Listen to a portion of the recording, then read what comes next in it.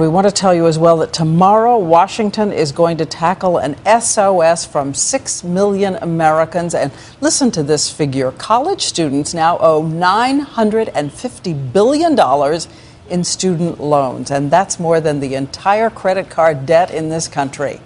Somebody broke back home with mom and dad before they even get started. And thousands of you wrote us with your stories. So ABC's David Muir decided to dive more deeply into what can be done. More than 1,000 of you sent us your 3 words: graduates, drowning in debt, worried parents back in their old roles again. There was this graduate, nearly $25,000 in debt, just getting started, paying it off. This graduate, $78,000 in debt, will never end. And this young woman, $100,000 in debt, moved back home. Something we heard from so many of you. Graduate Ashley Meyer took us into her Dallas bedroom. This is my room. The same bed she slept in before she went to college, the same dresser. The only thing different, the pile of bills. These are some of my lovely student loans. Ashley graduated from UT Austin, about $70,000 in debt.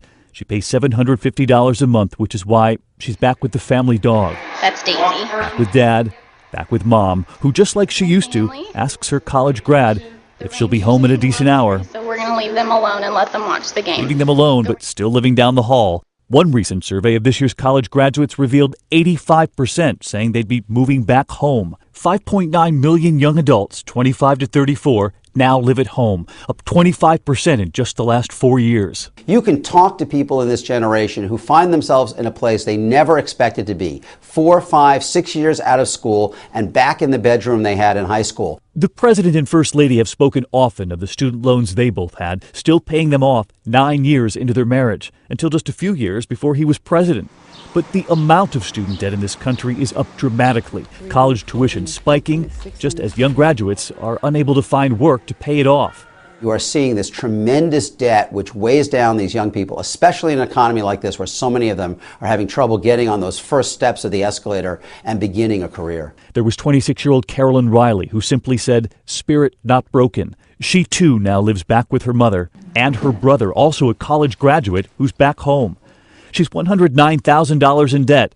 She's paid off $6,000 so far. Who doesn't want the American dream? And I'm not even talking about living in a mansion. We all just want a nice paying job where we can pay our bills. A kiss from mom before they're off for the day, just like when she was a little girl. Now grown up, but back home, just like Ashley back in Texas, saying simply, still have hope.